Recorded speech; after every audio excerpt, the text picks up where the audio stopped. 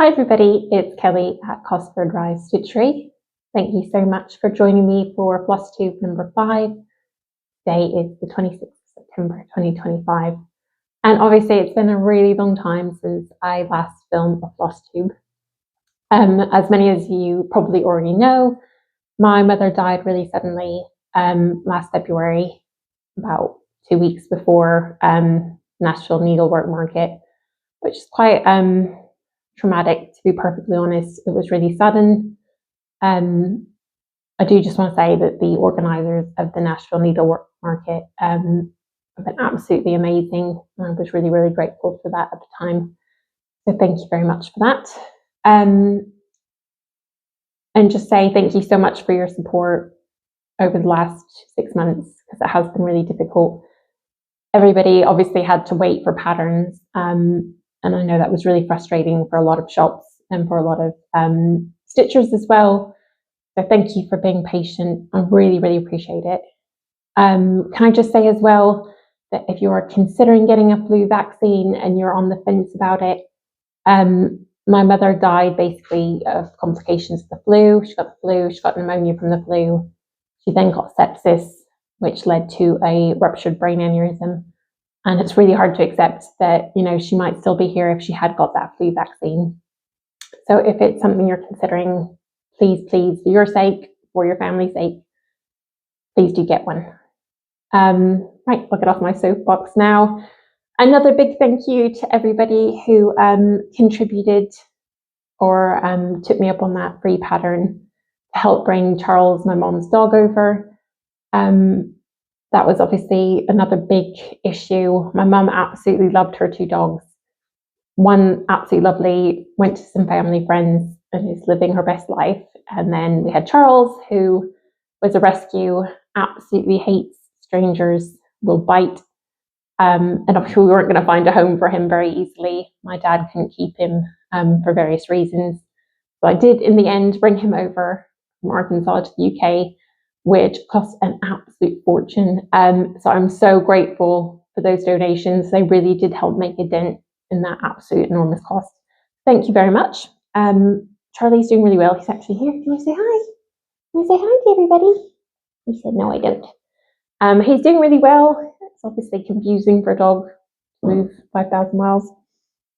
But he absolutely loves my children, loves going for many, many, many walks in the countryside. He's 11, but he's super healthy, and I think hopefully he'll live a really long life here with us. So thanks again. That brings us on to what have I been doing. Obviously not put out a huge number of patterns, but I have got 2 new releases, which I'm really excited about. I'll just show you quickly.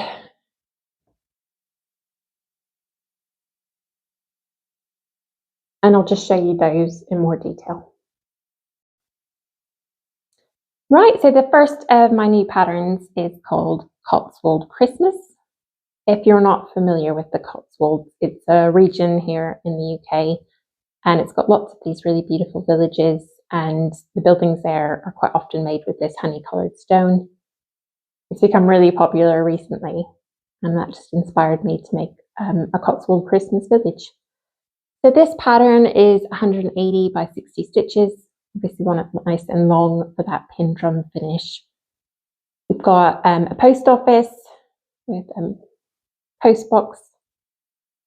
We've got a church with a snowman. And last but not least, the tea shop. So this is the leaf and bean tea shop. Little chair and table there. I finished mine with a ribbon and some little Christmas fairy lights. I have just put up how to for the pin drum finish. If that's something that you're worried about trying, please give it a go. It's really not as difficult as it looks. And the more you practice, the easier it gets. So that is done on 32 count vintage country mocha. You can't go wrong with a bit of vintage country mocha, can you? And it's got 9 colors of Weeks Dye Works. And there is the DMC conversion available with that pattern. And then my second new pattern is this one. This is Alma's Autumn Amble. Say that 10 times fast. And if you're familiar with some of my Nashville releases from last year, it kind of follows on in a series from Strawberries for Susan, which is kind of spring, summer themed. This one's obviously autumn. And we've got some lovely little foxes. I absolutely adore foxes. And I see quite a lot when I'm out on my walks with Charlie now. So they're quite fun. I love animals in Victorian clothing, don't you? This one is 111 by 73 stitches. It's done on 40 count Ren by Picture This Plus. This one's got 12 colours of Peakside Works and Classic Colourworks thread. And I've put some chenille trim from Lady Dot Creates in the colour Mingo on this. Obviously just done a little cushion finish. That one's also got a DMC conversion, if you prefer DMCs.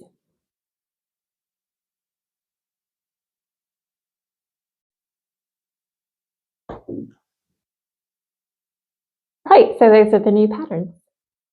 I am working with my distributor to get paper patterns to the US. Obviously, there's a lot going on with tariffs, but we are trying to find a way to get those to you without hopefully too much additional cost. I will just say that anyone who buys paper patterns here in the UK actually pays a 20% VAT on top. So my American customers are actually getting them cheaper than my UK customers, despite the distance they go. So if that makes you feel any better, hopefully it will be something that will be resolved without too much trauma. On to the next things. What have I been doing? Obviously, have been doing some cross stitching, not as much as normal, but I do spend 2 hours a day usually taking this dog for long walks, which has been really good. It's been really good for my mental health. It's good for my physical health. It's really helping me sleep at night. But I am trying really, really hard to get some time back to stitch because that's also really important to me. In July, I had the good fortune to be able to go to the Peakside Needlework and Heartstring Samplery retreat that was up in Glossop in the Peak District here in the UK, and it's just absolutely beautiful up there. I had a wonderful weekend, and I'm so, so grateful to both Beth and Sue for putting that on. So we had some exclusives from Beth at Heartstring Samplery. I'll just show you. We've got Ellen Gregory's keepsake box and Ellen Gregory, which is an antique sampler. So I got both of those patterns. This is my first time going to a retreat where I had to stitch something in advance and have that ready to finish. And I really enjoyed that because it just means at the end of the weekend, you've got something ready to go. So we did the keepsake box, which I'll show you. So we made the lid. So the stitching was all done, and then we finished the box on day one. And we covered, it's basically a paper mache box that we covered in some fabric. And everything was provided. We got the trim and the fabric and the box. Beth brought these little wooden rulers as well. And we also got the mugs. So really, really nice gifts and all really useful things, which I always really appreciate. We also made some strawberries. I'll show you mine. Haven't finished the top on this one yet, but I will do, I promise. And a scissor fob as well, two-sided. And we got some floss drops. So yes, if you ever get the opportunity to go to one of Beth's Heartstring Samplery retreats, go. It's definitely worth it. You'll come away with a finished project. And she was just so nice and really personable. So thank you so much, Beth and Sue, for that. Now, I just recently received in the mail as well my 2026 planner from My Crazy Life Laurie. So this is the third one now I've got from Laurie. I think it's the third one she's done. I've contributed a pattern in that every year. And I just have to say, I think this is my favorite one yet. So what I do like about Laurie's planners is you've got the wire binding. So when you open it, it lies flat. You don't have to worry about trying to hold it open. You've got a calendar for every month. There's plenty of cross-stitch doodle space on the sides. You've got some extra bits just to put your stitch-alongs, your challenges, your finishes. And you've got one of those for every month as well. So plenty of space in this one. At the back, you've also got retreat planning, which I'll show you. So space to write the retreats you've been to, what your plan is leading up to it, your packing list, if you've received any gifts from anybody, if you made any smalls, you can write that in there. There's also 3 free patterns included in this stitch planner. You've got one from Christina at Whilst Iris Naps. She's done a beautiful scissor bob. There's one from Michelle at Mama Loves You GB, which is like a little mini sampler, which is really, really sweet. And one from myself as well. And that is available on my Crazy Life Laurie Etsy shop if you're in the US. It's also available at Evertotes in Canada. And if you're here in the UK, that's available at the Patchwork Rabbit. So if you're looking for a stitch planner, I really do recommend that one. And I'm not just saying that because patterns. Right, so what else have I been up to? So my last video, many moons ago, I think I talked about my whip, which was basically just one. And I have finished my whip, and I'll show it to you.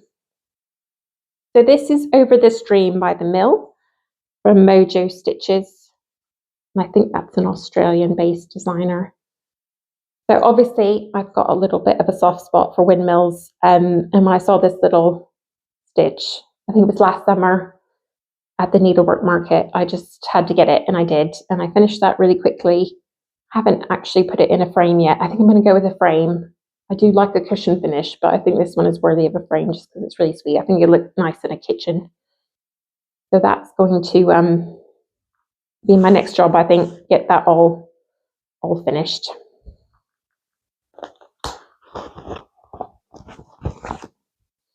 And what else have I done? Right, so in August, so my mum died a week before my 40th birthday, which is just really terrible timing. So thanks for that, Mum.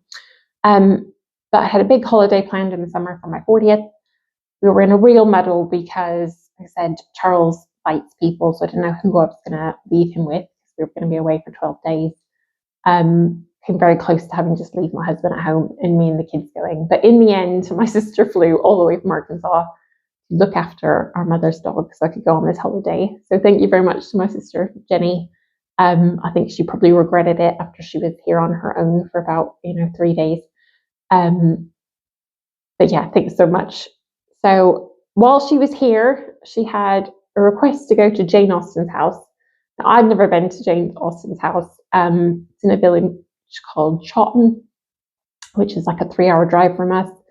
But obviously, being American, 3-hour drive's nothing. So we all bundled in my car and went down there. And it was amazing. I actually had the best time. And I really do recommend, if you're in the UK or if you're anywhere near Chawton, to go and check out Jane Austen's house.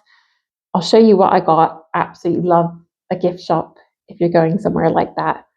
And what did I get? Yes, so I got this tea towel with a quote from Jane Austen. You know how interesting the purchase of a sponge cake is to me. I think that's come from one of her letters. I really like that. I probably won't ever use it. I just really like the quote. Who doesn't like a sponge cake? And I got some Christmas ornaments. So I always get Christmas ornaments anywhere I go. My 12-year-old son assures me our tree is full now, but it isn't. It's not full. There's plenty of room for a few more. So I got Jane Austen's house in a little felt form. Now, if you're familiar, I've got 2 patterns I released in Nashville last year. They're called Britlit, and each one features 3 British writers' houses. My next set of 3 should have Jane Austen's house in it. So I'm going to pretend like my visit there was research. So that's fun. And then I also got Jane Austen herself, which is so cute. I think my sister got Mr. Darcy and Elizabeth Bennet. And I also got a glass ornament of Jane Austen's house.